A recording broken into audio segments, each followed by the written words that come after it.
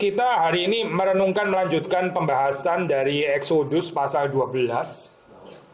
Exodus pasal 12.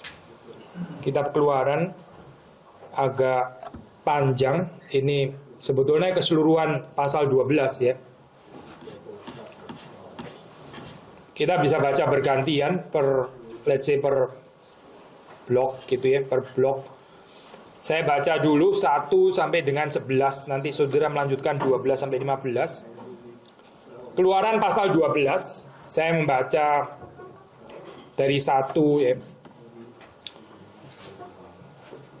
Berfirmanlah Tuhan kepada Musa dan Harun di tanah Mesir, bulan inilah akan menjadi permulaan segala bulan bagimu. Itu akan menjadi bulan pertama bagimu tiap-tiap tahun. Katakanlah kepada segenap jemaah Israel, pada tanggal 10 bulan ini diambillah oleh masing-masing seekor anak domba, menurut kaum keluarga seekor anak domba untuk tiap-tiap rumah tangga. Tapi jika rumah tangga itu terlalu kecil jumlahnya untuk mengambil seekor anak domba, maka ia bersama-sama dengan tetangganya yang terdekat ke rumahnya harus sama mengambil seekor. Menurut jumlah jiwa tentang anak domba itu, kamu buatlah perkiraan menurut keperluan tiap-tiap orang. Anak dombamu itu harus jantan, tidak bercela, berumur setahun. Kamu boleh ambil domba atau kambing. Kamu harus mengurungnya sampai hari yang ke-14 bulan ini. Lalu seluruh jemaah Israel yang berkumpul harus menyembelihnya pada waktu senja. Kemudian dari darahnya haruslah diambil sedikit dan dibubukkan pada kedua tiang pintu dan pada ambang atas, pada rumah-rumah di mana orang memakannya. Dagingnya harus dimakan mereka pada malam itu juga yang dipanggang mereka harus makan dengan roti yang tidak beragi beserta sayur pahit. Jangan kamu memakannya mentah atau direbus dalam air, hanya dipanggang di api, lengkap dengan kepalanya dan betisnya dan isi perutnya. Jangan kamu tinggalkan apa-apa dari daging itu sampai pagi.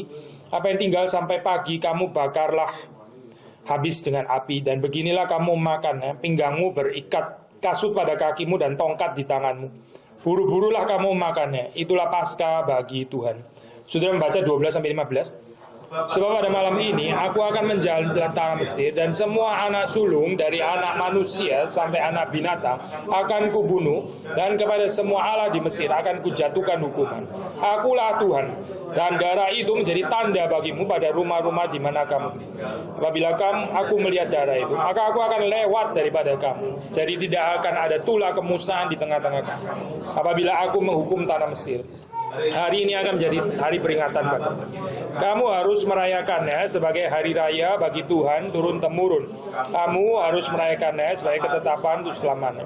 Kamu makanlah roti yang tidak beragi 7 hari lamanya. Pada hari pertama pun kamu buanglah segala ragi dari rumah. Sebab setiap orang yang makan sesuatu yang beragi dari hari pertama sampai hari ke-7, orang itu harus dilenyapkan dari antara orang Israel. Saya lanjutkan 16 sampai 20. Kamu adakanlah pertemuan yang kudus, baik pada hari yang pertama maupun pada hari yang ke-7. Pada hari-hari itu tidak boleh dilakukan pekerjaan apapun. Hanya apa yang perlu dimakan setiap orang, itu sajalah yang boleh kamu sediakan. Jadi kamu harus tetap merayakan hari raya makan roti yang tidak beragi. Sebab tepat pada hari ini juga aku membawa pasukanmu keluar dari tanah Mesir. Maka haruslah kamu rayakan hari ini turun-temurun, itulah suatu ketetapan untuk selamanya. Dalam bulan pertama pada hari yang ke-14 bulan itu, pada waktu petang kamu makanlah roti yang tidak beragi. Sampai kepada hari yang ke-21 bulan itu, pada waktu petang. 7 hari lamanya tidak boleh ada ragi dalam rumahmu. Sebab setiap orang yang makan sesuatu yang beragi, orang itu harus dilenyapkan dari antara jemaah Israel. Baik ia orang asing, baik ia orang asli. Sesuatu apapun yang beragi tidak boleh kamu makanlah roti yang tidak beragi di segala tempat kediamanmu. Saudara 21 sampai 23. Lalu Musa memanggil semua tua-tua Israel serta berkata kepada mereka, pergilah, ambillah kambing domba untuk kaummu dan sembelihlah anak domba Paskah. Kemudian kamu harus mengambil seikat hisop, mencelupkannya dalam darah yang ada dalam sebuah pasu. Darah itu kamu harus sepukan pada ambang atas dan pada kedua tiang pintu. Seorang pun dari kamu tidak boleh keluar pintu rumahnya sampai pagi. Dan Tuhan akan menjalani Mesir untuk menulahinya apabila melihat darah pada ambang atas dan pada kedua pintu itu. Maka Tuhan akan melewati pintu itu dan tidak biarkan pemusnah masuk ke dalam rumahmu untuk menulah. Kamu harus memegang ini sebagai ketetapan sampai selama-lamanya bagimu dan bagi anak-anakmu. Apabila kamu tiba di negeri yang akan diberikan Tuhan kepadamu, seperti yang difirmankan, maka kamu harus pelihara ibadah ini. Apabila anak-anakmu berkata kepadamu, apakah artinya ibadahmu ini? Maka haruslah kamu berkata, itulah korban Paskah bagi Tuhan yang melewati rumah-rumah orang Israel di Mesir. Ketika ia menulai orang Israel tapi menyelamatkan rumah-rumah kita, lalu berlututlah bangsa itu dan sujud menyembah. Pergilah orang Israel lalu berbuat demikian. Seperti yang diperintahkan Tuhan kepada Musa dan Harun, demikian diperbuat mereka. Mari kita masuk dalam doa, kita masing-masing kita berdoa.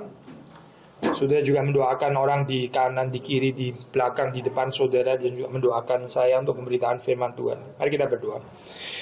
Tuhan, kami mohon berkat anugerah Tuhan ketika kami merenungkan firman-Mu. Kiranya Tuhan hadir bersama dengan kami, dan Tuhan memberkati baik hamba Tuhan yang menyampaikan firman Tuhan, kami semua yang mendengarkan, merenungkan, juga untuk penerjemahan.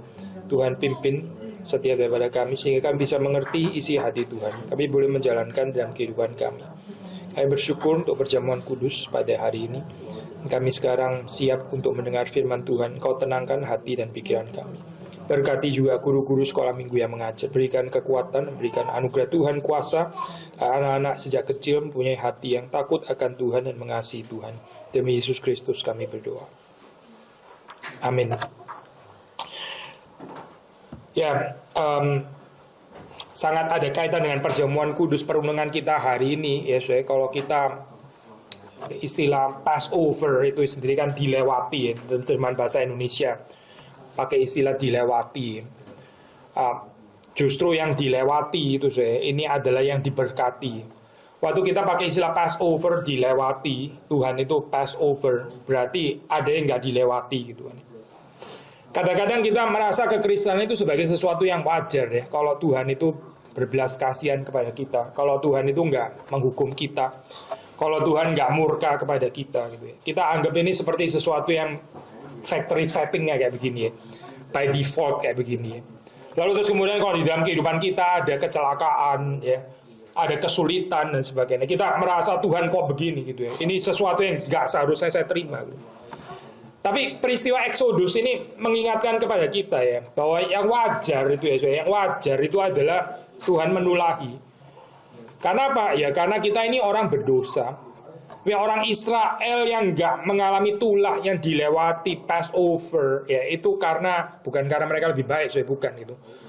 Tapi karena ada darah yang menggantikan ya. Darah itu berarti kan ada kehidupan di situ ya. Sehingga mereka tidak binasa, tapi ada darah ya, yang menggantikan, darah yang adalah isi kehidupan itu menggantikan kematian mereka.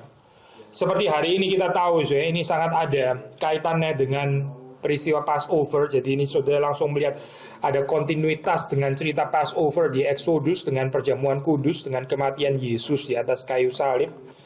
Kita orang Kristen sangat menekankan hal ini. Tapi ada hal-hal yang kita bisa gali ya, dari pembacaan kita di Exodus ini ya. Biasanya kalau kita pikir secara sederhana ya, itu namanya orang dibebaskan, katakanlah satu negara itu merdeka gitu ya. Lalu setelah merdeka baru mulai ada undang-undang ya, baru ada praktis polisi, strategi dan sebagainya, negara ini mau ngapain gitu kan ya. Wajar kan ya. Demikian juga harusnya di dalam kehidupan manusia ya, nggak harus di dalam konteks negara. Manusia yang dibebaskan, setelah bebas baru terus pikirin kita mau apa gitu ya, kayak seperti gerejanya ada dulu, baru terus kemudian ada tata laksana lah, ada ART dan sebagainya, normal kan ya. Tapi di sini seperti kayak terbalik ya, di sini gitu. Ini saya kutip dari Fredheim ya. Liturgy precedes the liberative event. Di sini liturgi itu justru mendahului peristiwa pembebasan itu. Ini bukan peristiwa pembebasan dulu ya, terus kemudian setelah bebas terus oke, kamu dulu ya, atau katakanlah 2 minggu lalu, 3 bulan lalu kamu bebas ya. Sekarang ini lo prakteknya gitu ya. Silakan liturginya ini Passover, ada darah-darahnya dan sebagainya gitu ya. Mesti menyembelih binatang itu untuk mengingat itu loh ya, waktu itu kamu keluar dari Mesir gitu ya. Tapi ini bukan sih, ini adalah liturgi yang mendahului liberative event. So, apa sih yang kita bisa belajar dari sini ya, termasuk waktu kita perjamuan kudus hari ini. Sayang kita ini karena alasan praktis ya, bukan karena alasan teologis. Kalau secara teologis ya harusnya kita khotbah dulu, setelah itu baru ini ya, perjamuan kudus itu. Tapi nggak apa-apa, sudah tetap ini ya. Anyway, ini bukan perjamuan kudus terakhir. Hopefully bukan perjamuan kudus terakhir untuk saudara dan saya. Perjamuan kudus ini saya betul kita memang mengenang ya peristiwa yang sudah lalu ya, Yesus yang mati di atas kayu salib 2000 tahun yang lalu gitu. Tapi liturgi itu lebih daripada sekedar remembrance ya saya. Di dalam liturgi perjamuan kudus tentu ada remembrance ya, ada commemoration, mengingat bersama. Itu betul. Tapi bukan merely commemoration saya, tapi seperti dikatakan Fredheim sekali lagi ya. Liturgy has not only shaped literature, it has shaped the event itself.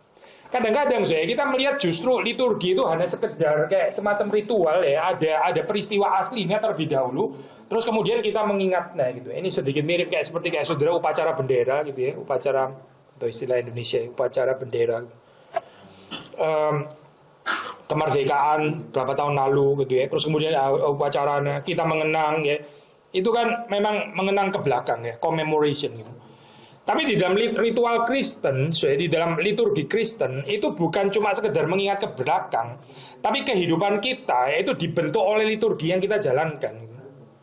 Sekali lagi ya, kehidupan kita ya, kehidupan saudara Senin sampai Sabtu itu dibentuk dari liturgi apa yang saudara jalankan. Gitu.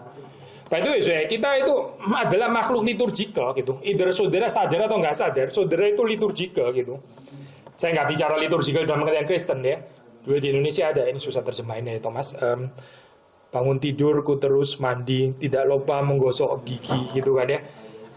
Itu liturgi sebetulnya gitu ya. Kalau sekarang itu saja lagunya sudah jadul gitu. Bangun tidur, mungkin ku buka HP gitu ya. Tidak lupa ngecek siapa yang ngerasani gua gitu kan, yang gosipin gua dan seterusnya dan seterusnya. Kita ada liturginya di dalam kehidupan itu ya. Liturgi itu bukan cuma sekedar kebiasaan. Tapi liturgi yang diulang-ulang terus ya, itu shaping our life actually gitu. Saudara tahu orang addicted ya, hopefully saudara nggak ada addicted ya gitu. Tapi orang addicted saudara tahu kan ya. Orang addicted itu kenapa bisa addicted? Ya karena ada liturgi dalam kehidupannya. Liturgi yang dia ulang terus sampai akhirnya jadi habitus jadi karakter, dan karakter yaitu kemarin kita bicara di PA ini ya saya manusia itu apa sih? Manusia itu ya perhaps bukan apa yang dia makan, bukan buku apa yang dia baca, bukan cuma itu, tapi juga manusia adalah what he or she desires, apa yang dia dambakan di dalam kehidupan ini. Saudara dan saya, kita ini divine berdasarkan apa yang kita dambakan, dan yang kita desire itu sangat tercermin dari liturgi kehidupan yang kita lakukan. Kalau saudara desiring apalah orang desiring fame, desiring reputation, ya dia akan invest di medsosnya gitu, make sure bahwa dia terus-menerus dikagumi dan terus-menerus terkenal dan followernya tambah terus dan sebagainya. Karena dia desire fame, dia desire penghargaan dan sebagainya gitu. Dari desire itu ada liturginya. Liturgi itu bahkan membentuk desire. Kita hidup di dalam dunia ini nggak bebas dari liturgi enggak gitu. Kalau sudah tertarik untuk ini ya Pak, pembahasan ini ada buku apa itu James Smith ya James K.A. Smith, seorang teolog yang sangat menggumuli bagian ini ya. Dia tulis trilogi, bukunya itu ada 3 ya. Satunya adalah Desiring the Kingdom. Ya, mungkin sudah bisa mulai dari situ. Nah di situ ini memang konteksnya bukan konteks ini bukan konteks Eropa ya. Eropa lebih ke Amerika sih memang gitu ya. Tapi Amerika perhaps bisa dihayati juga untuk kayak di negara di Southeast Asia, Singapura, Indonesia dan sebagainya. Dia tulis tentang mall ya. Mall itu ada liturginya sih. Orang itu nggak sadar bahwa mall itu ada liturginya sebetulnya. Yang sangat dekat dengan liturgi gereja ya. Mall itu ada, saya nggak ada waktu sudah jelasin ini ya. Tapi orang pergi ke mall itu ada urutannya. Setelah ini apa gitu ya, ada fotokopi daripada liturgi gereja ya. Dan seringkali orang itu nggak sadar bahwa itu tuh sebetulnya sedang menjalankan liturgi gitu. Ya, saya bukan berarti terus sekarang jangan ke mall lagi tuh. Kita nggak bisa ke mall sih, nggak ke mall lah gitu ya. Tapi anyway, di sini kita juga nggak terlalu dikuasai oleh mall somehow gitu ya. poin yang dia mau katakan adalah di dalam kehidupan sehari-hari ya, itu kita itu bukan nggak ada liturgi gitu. Pertanyaannya itu liturgi apa yang membentuk kehidupan kita ya, whether kita mengartikulasikannya dengan jelas atau tidak. Nah ini ya, waktu kita kebaktian di hari Minggu itu ya, kita kan ada liturginya. Kita ini GRI ini ada liturginya, ada gereja sudah tahu nggak pakai liturgi gitu ya, nggak mau pakai liturgi. Anyway, gereja kita adalah gereja yang pakai liturgi gitu. Liturgi kadang-kadang dianggap sebagai sesuatu yang mati gitu ya, sesuatu yang membosankan, yang kaku dan sebagainya. Sebetulnya itu nggak harus seperti itu, saya salah kalau kita melihat ini. Saya sudah tahu habis ini ya, ini bukan itu, saya bukan gitu. Tapi dari liturgi yang kita lakukan, saya itu kita belajar ya. Ini ada School of Desire. Saudara itu dibentuk ya untuk menghidupi satu kehidupan yang sesuai dengan liturgi yang kita lakukan terus-menerus itu. Saya ambil contoh sederhana aja, nanti saya balik lagi ke Lord Supper gitu. Tapi saudara berdoa misalnya ya, saudara berdoa itu berlutut atau nggak berlutut, itu aja membentuk sesuatu saya. Memang berlutut nggak mutlak sih saya bukan berarti setiap kali berdoa haruslah selalu berlutut dogmatis gitu ya. Nggak harus juga memang gitu. Saudara bisa juga berdoa duduk ya, tadi kita juga berdoa duduk, kadang berdiri dan sebagainya gitu. Tapi kenapa ada orang berdoa itu berlutut ya? Berlutut itu maksudnya apa sih gitu? Apakah sekedar tekuk lutut itu maksudnya gitu supaya nggak kaku atau apa? Kan kita nggak lagi senam biasanya waktu berdoa, bukan itu gitu. Tapi berlutut itu mau menyatakan apa sih? Dengan saudara berlutut waktu berdoa itu apa gitu? Kita mau menyatakan bahwa hidup ini adalah merendahkan diri di hadapan Tuhan. Itu berlutut gitu.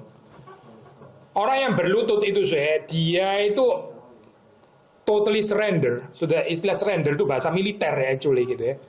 Sudah tahu kalau ada bangsa perang ya, yang kalah itu berlutut gitu. So berlutut itu menyatakan saya nggak mampu melawan engkau Tuhan ya. Saya mending berserah kepadamu. Saya menjadi tawananmu ya. Silakan menjadikan saya budak. Tapi Tuhan itu bukan Tuhan yang kejam ya saya, bukan.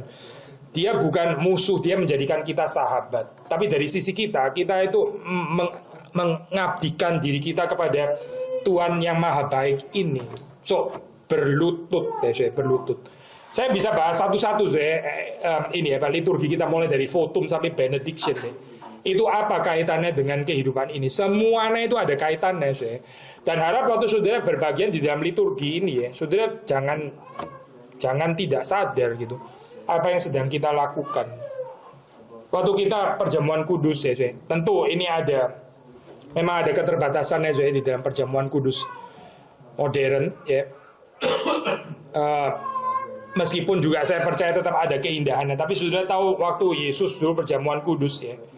Apa itu perjamuan kudus? Itu kan dia Tischgemeinschaft ya, table fellowship.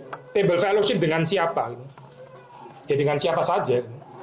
Yesus bisa table fellowship dengan pemungut cukai, table fellowship dengan prostitut bahkan ya, yang bertobat dan diampuni dosanya. Tapi Yesus juga bisa table fellowship dengan Simon orang Farisi itu yang rada-rada, yang menyebalkan ya, yang sombong sebetulnya gitu ya, self righteous. Tapi Yesus juga menerima undangan dia, atau lebih tepat Yesus juga mengundang dia juga untuk bersama dengan table fellowship dengan dia. So all kinds of people ya, itu waktu kita perjamuan kudus ya, perjamuan kudus menyatakan apa? Meskipun kita nggak betul-betul ada meja di sana ya, mejanya di sini gitu. Tapi kita mau menyatakan bahwa hidup saya ini terbuka untuk masuk ke dalam kehidupan jenis orang apapun, dan orang lain juga boleh masuk di dalam kehidupan saya. Seperti Yesus ya, kita in Tischgemeinschaft, di dalam table fellowship. Saya bukan orang yang nggak bisa membuka diri. Saya juga bukan orang yang nggak mau masuk dalam kehidupan orang lain. Ya. Ini loh saya, liturgi ini artinya itu. Gitu. Dulu waktu saya kuliah di Heidelberg ada satu orang student ya, dia itu mengeluh gitu ya, dan ini betul gitu. Dia pernah melayani di satu gereja ya, itu gerejanya itu ada orang berantem gitu ya, sampai konflik ya, ribut gitu ya. Terus kemudian waktu minggu saya enteng saja gitu ya, enteng ya, sama-sama ikut perjamuan kudus gitu ya, sama ikut perjamuan kudus. Lalu terus kemudian ya ributnya tetap ribut gitu saya, tetap gak beres juga ribut. Ini apa ya saya kayak begini? Dia bingung gitu, dia bingung. Jadi Dia pikir ini, terus kemudian perjamuan kudus ini artinya apa ya berarti kayak gini nih. Satu sisi mau menyatakan table fellowship, this Gemeinschaft, tapi dibetray, dikhianati dengan kehidupan yang ribut dan gak mau berdamai. Terus poinnya apa ya ikut perjamuan kudus? Saya pikir dia betul ya, saya benar. Dia kesulitan mencerna itu betul, karena dia serius berarti dengan liturgi. Bagi dia liturgi itu bukan cuma sekedar ya jalan ke depan, ngambil roti dan duduk lagi, terus setelah selesai ke gereja ya ribut lagi melanjutkan gitu ya. Ini kayak gencatan senjata sementara gitu. Bukan sih. Tapi seharusnya mencerminkan kehidupan yang merayakan liturgi yang dilakukan itu. Therefore, sekali lagi ya saya, liturgi itu bukan cuma sekedar urutan-urutan, ritual atau apa gitu. Tapi sungguh-sungguh sesuatu yang karena kita lakukan dan kita melakukannya bersama-sama, by the way, saya ini communally kan ya, kita melakukannya itu ulang-ulang setiap kali itu dan itu bersama-sama ya. Hopefully itu membentuk kehidupan kita ya saya, yang digerakkan oleh liturgi itu ya. Desire kita itu makin lama itu makin sanctified itu. Kita punya keinginan deh kita punya dambaan itu ya, itu digerakkan oleh liturgi Kristen ya, digerakkan oleh liturgi yang kita lakukan setiap kali di dalam gereja ini. Nah makanya ada kekuatan di sini di dalam liturgi ya. Ini bukan cuma sekedar kenangan ke belakang, tapi punya power untuk menggerakkan event di depan ya. Terbalik ya saya. Jadi bukan event terlebih dahulu, oh ini historis, terus kemudian ini ingatannya, saya mengingat waktu itu ya, happy birthday to you, happy birthday, ya terus tiup-tiup lilin dan sebagainya gitu ya. Dan sebagainya, oh ya saya pernah lahir berapa tahun yang lalu dan sebagainya gitu. Tapi ya sudah cuma gitu aja, ingatan doang gitu kan ya. Ini bukan itu loh saya, bukan. Sekali lagi ya, di dalam Exodus ini saudara lihat itu ceritanya terbalik gitu. Ini bukan event liberatif terlebih dahulu. Terus Tuhan kasih, dulu gue pernah bebasin lu ya. Sekarang ini nih, aturannya kayak begini nih. Lu jangan lupa itu. Bukan, bukan. Tapi liturginya ini menggerakkan pembebasan. Liturginya datang terlebih dahulu. Lalu di historical event itself, itu di-shape, digerakkan oleh liturgi yang dilakukan. Saya pernah membahas ini ya, saya nggak tahu saudara masih ingat atau tidak. Bedanya doa anak kita dengan doa anak Tuhan Yesus ya, saya. Kalau sudah baca khususnya di dalam kitab Lukas ya. Doa anak kita itu ya, saya. Doa anak kita itu seringkali adalah kita ada event penting ya, terus kita berdoa gitu ya. Ya, kita ada irek ya. Oh, kita berdoa untuk irek karena ada irek gitu kan ya. Saudara kalau baca di dalam Injil Lukas ya. Injil Lukas itu Yesus berdoa, setelah Yesus berdoa ada event penting gitu. Nah, maksudnya doanya Yesus itu menggerakkan event gitu. Setelah Yesus berdoa, setelah itu dia memilih 12 murid misalnya gitu ya. Bukan karena Yesus sudah pasang appointment ini tanggal 13 mesti pilih 12 murid kayaknya agenda saya. Oke, sekarang tanggal 12 saya mesti berdoa kayaknya gitu ya. Karena besok saya mesti pilih 12. Bukan gitu. Tapi dia berdoa dan dari doanya itu ada gerakan terus melakukan apa gitu. Yesus itu adalah visioner in the true sense of the word ya, visioner. Sudah orang visioner. Orang yang tahu dia mesti melakukan apa gitu. Ya. Seringkali kita kan terbalik ya, saya. Kita itu didikte oleh event-event yang penting ya, event ujian lah, event apalah anak lahir lah, event ujian siapa anak dan sebagainya, dan event interview kerja atau apa, terus kita berdoa gitu kan ya karena ini. Saudara pernah ada pengalaman, saudara berdoa terus kemudian saudara tergerak pindah kerja gitu misalnya. Oh, berani juga ya. Setelah berdoa, karena saya mesti pindah kerja sekarang gitu. Mesti ganti jurusan gitu. Sulit kali ya. Ya memang kita suka status quo sih di dalam kehidupan ini. Status quo yang sudah dibangun gitu ya. Kita nggak mau ganggu. Terus kalau bisa doa kita, bersama dengan doa kita Tuhan yang kepadanya kita berdoa, ngikutin agenda ini yang sudah ada itu. Tuhan saya besok ujian, jangan sampai gagal ini ujiannya gitu ya. Saya bukan berarti saudara nggak boleh berdoa untuk ujian, berdoa saja gitu. Tapi sedikit lamenting ya. Kenapa di dalam kehidupan kita nggak bisa berdoa terus setelah itu kita jadi punya kepekaan mesti mengerjakan apa? Ini loh, ada kemiripan dengan liturgi yang menggerakkan event. Dan bukan event yang terus kemudian ada liturgi yang mengingat event itu. Apa sih ini kaitannya dengan perjamuan kudus misalnya? Perjamuan kudus ini bukan cuma sekedar ingatan ke belakang, bukan cuma sekedar ingatan ke belakang, ya. Karena kalau ingatan ke belakang, ya sudah, ini mungkin nggak jauh beda dengan sudah merayakan ulang tahun, happy birthday to me dan sebagainya, tiup-tiup lilin dan sebagainya. Mungkin cuma sebatas itu toh gitu. Bukan itu loh, bukan itu gitu. Orang Israel juga nggak merayakan Passover dengan pengertian apa ini ya, mengingat zaman dulu gitu ya, nostalgia ya. Bukan. Kemarin kita baru bahas ya, di PA, perkataan Paulus, aku melupakan apa yang di belakangku. Intention nggak sih sama perjamuan kudus? Aku melupakan apa yang di belakang. Loh, katanya perjamuan kudus mengingat ke belakang. Tapi Paulus bilang apa? Aku melupakan apa? Paulus sendiri tulis tentang perjamuan kudus. Kita baca 1 Korintus 11. Ini kan tulisannya Paulus gitu. Tapi dia sendiri yang ngomong juga, aku melupakan apa ini gimana? Maksudnya apa jadi artinya gitu? Sekali lagi ya, even waktu perjamuan kudus itu tentu kita ada melihat ke belakang ya, peristiwa Yesus Kristus yang sudah mati di atas kayu salib itu. Tapi ini loh Durchdringung ya, itu penetration ya, itu dari eschatological point ya, Yesus yang akan datang kembali, Yesus yang akan berpesta ya, the great banquet, terus masuk ke dalam kehidupan kita yang di sini dan sekarang. Sekali lagi ya, bukan cuma dari pas ini terus kemudian nostalgia ke belakang gitu. Oh ya, Yesus dulu pernah disiksa, dicambuk dan sebagainya. Tapi Yesus yang sama, Yesus yang menderita, ini akan datang kembali dan dia akan berpesta dengan kita. Dan dari eschatological point ini, terus kemudian kita menggarami, ya, mewarnai, memberi makna kehidupan di sini dan sekarang. Saya ini ya, kutip ini agak sulit ya, tapi saya mau tetap renungkan bersama dengan saudara. Ini dari Fred Heim, dan Fred Heim kutip scholars yang lain namanya Bradford Childs ya. Dia bilang seperti ini, saya. This analysis affects another of Child's theological consideration, namely his distinction between redemption as memory and redemption as hope. Childs membagi redemption, penebusan itu sebagai ingatan ke belakang, apa yang Tuhan sudah kerjakan bagi kita, ya, ini ke belakang, tentu ada tempatnya. Ya.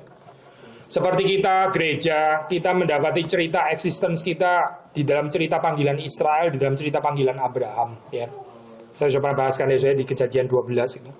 Bagaimana Tuhan memanggil Abraham, demikian juga Tuhan memanggil Israel. Bagaimana Tuhan memanggil Israel, demikian juga Tuhan memanggil gerejanya gitu. Di dalam cerita panggilan Abraham itu. Ini kan berarti redemption as memory ya, ke belakang.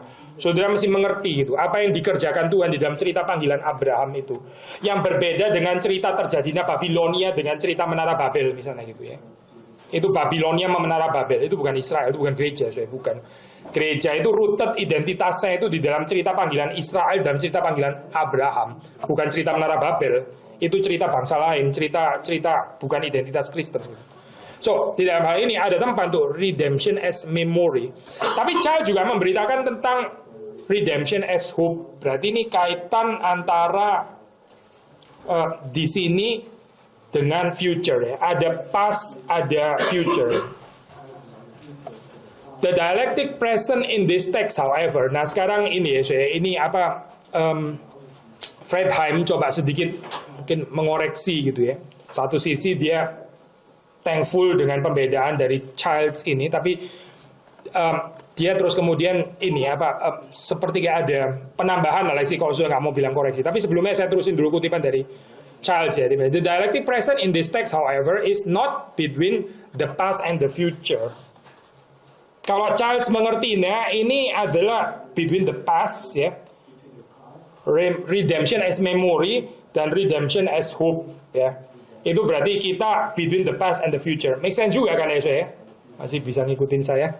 Ini kehidupan sekarang ini ya. Ini berarti dialektik antara memory of the past, redemption as memory, dengan hope yang future. Makanya Childs bilang itu berarti between the past and the future. Tapi Fred Heim kemudian mengatakan bukan between the past and the future gitu. Ini bukan sekarang ini between the past and the future, tapi dia bilang it is between the past and the present. The past and the present. Maksudnya apa sih?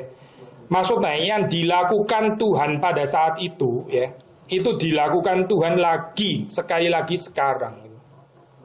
Waktu kita perjamuan kudus ya, saya. Betul, Yesus itu matinya dulu, benar. Dan dia mati hanya sekali. Of course, dia bukan mati berkali-kali.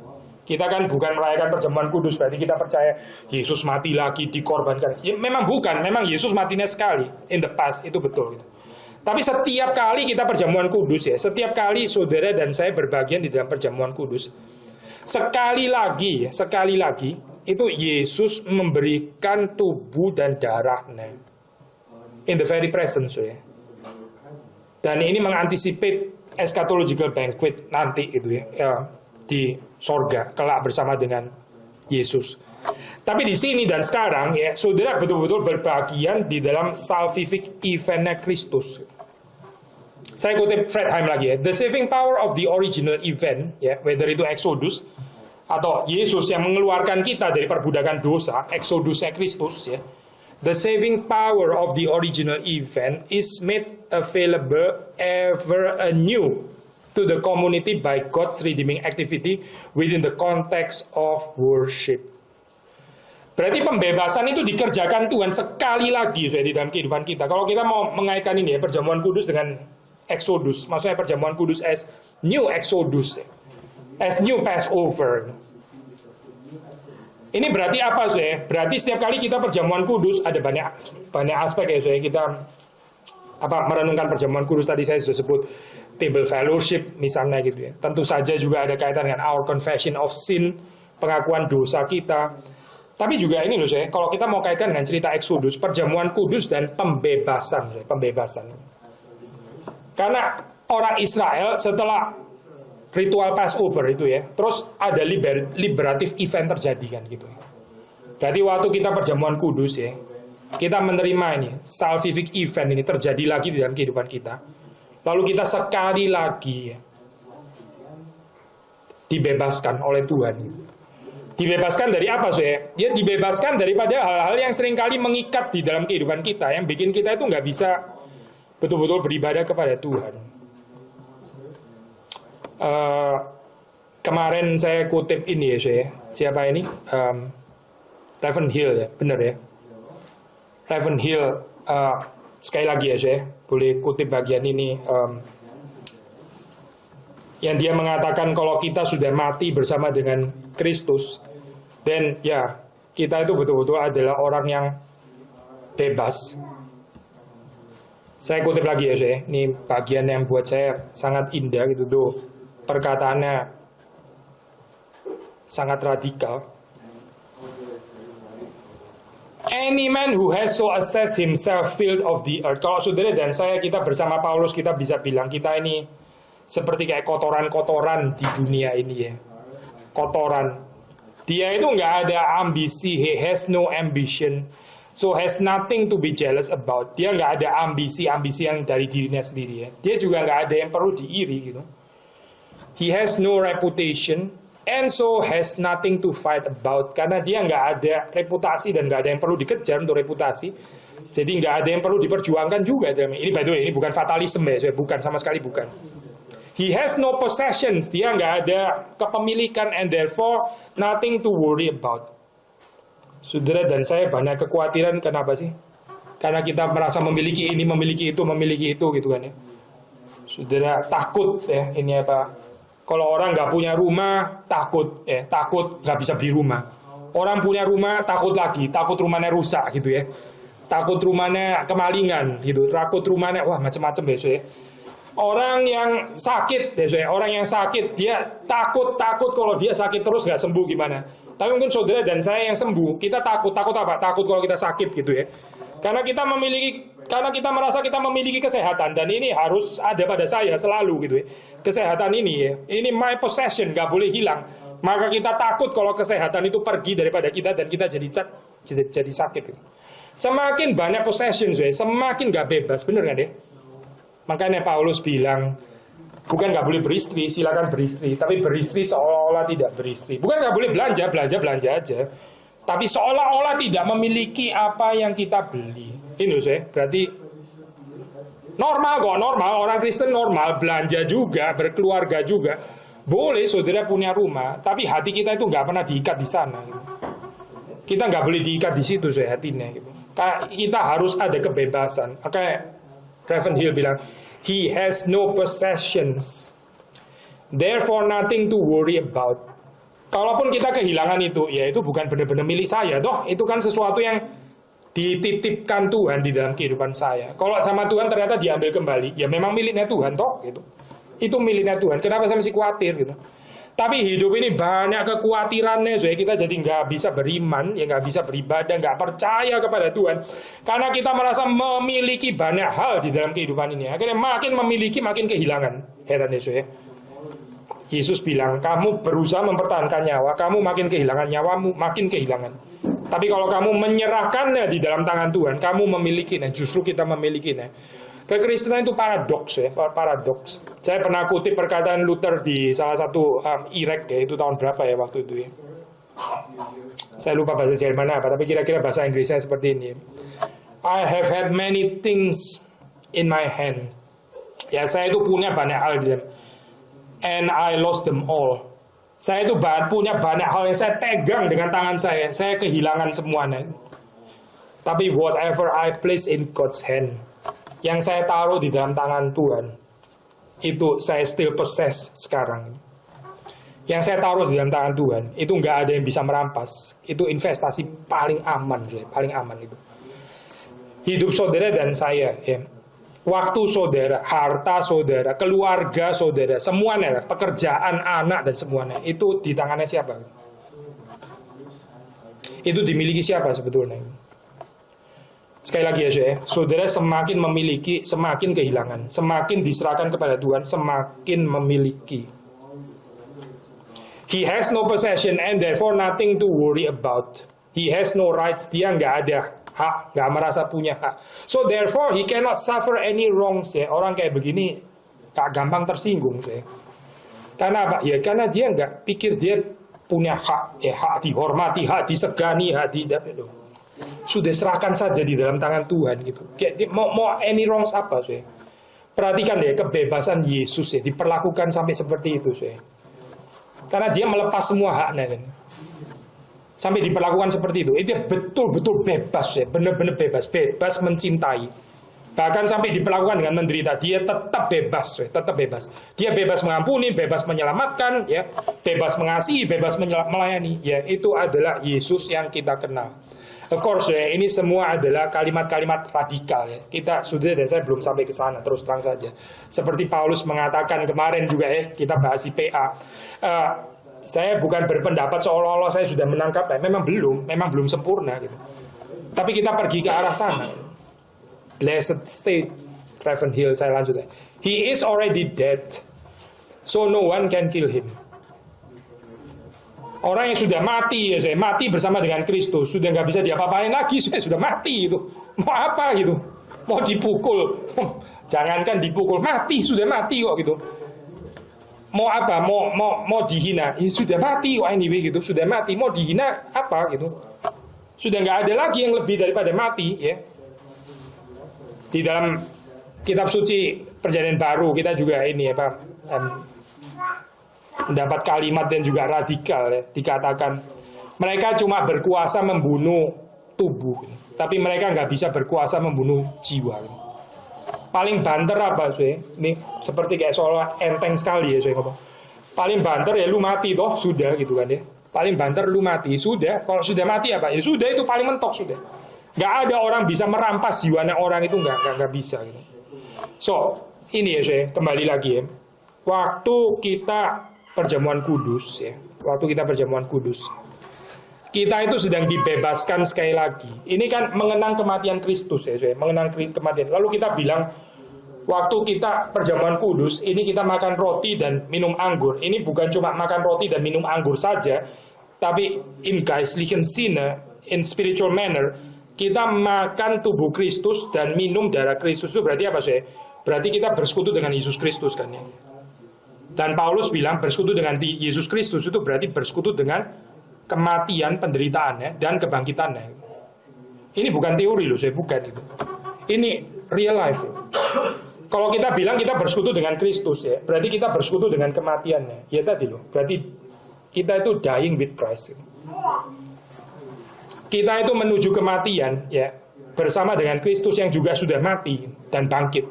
So, saudara kalau menghayati ini di dalam perjamuan kudus, kita berjalan menuju kematian bersama dengan Kristus.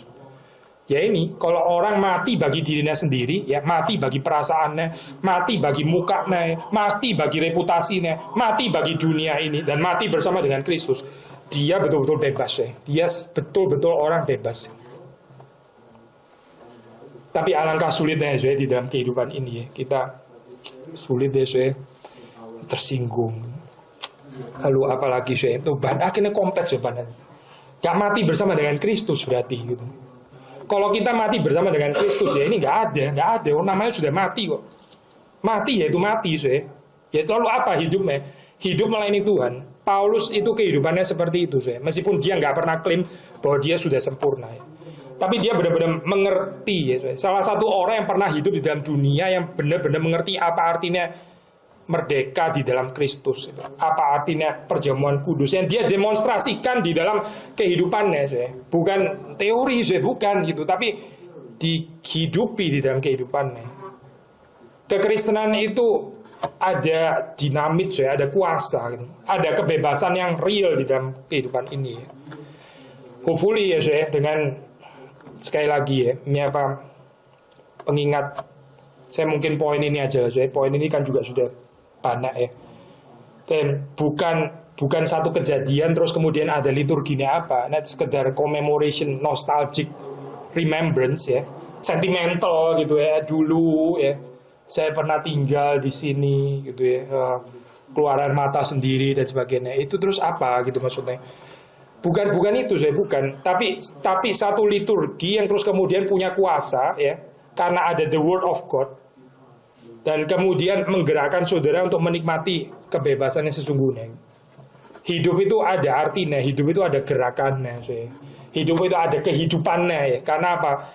Ya karena kita dibebaskan keluar dari bondage itu. Ya. Berapa minggu lalu, saya lupa 2 minggu atau mungkin even 1 minggu lalu gitu ya. Ini mungkin 2 minggu lalu kali ya. Kita bilang kalau kita percaya ini betul-betul adalah liturgical event. Ya. Ini Exodus ini bukan cuma sekedar historical historical happening atau event, tapi kita percaya ini liturgical event. Berarti ini keep repeating ya, Ini akan terus terjadi di dalam kehidupan saudara dan saya. Dan berbagi ya, kalau kita berbagian di dalam cerita pembebasan ini, saudara nggak harus jadi hamba Tuhan, kecuali Tuhan memang betul-betul panggil gitu. Tapi nggak jadi hamba Tuhan pun nggak jadi hamba Tuhan di gereja. Saudara tetap menjalani hidup ini sehari-hari dengan kuasa pembebasan Kristus. Dan itu very real di dalam kehidupan kita. Kita nggak terikat dengan apapun, kecuali dengan Yesus Kristus. Karena kita sudah mati, sedang mati bersama dengan Dia. Dan kita mengalami kuasa kebangkitannya. Kiranya Tuhan memberkati kita semua. Mari kita masuk jam 2. Tuhan, kami bersyukur untuk minggu-minggu di mana kami masih mempersiapkan diri untuk memasuki Jumat Agung. Kami tahu Tuhan terus mengundang kami untuk mati bersama dengan Engkau.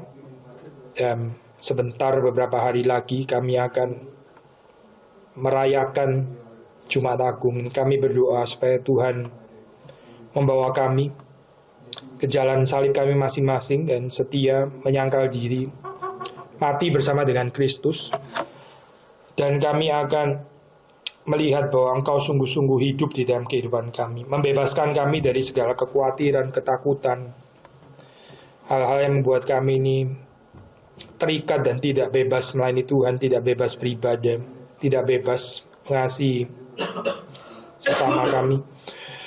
Kami berdoa supaya Tuhan menolong kami yang lemah, menjadikan kami hari demi hari semakin dewasa di dalam Engkau, di dalam anugerah Tuhan.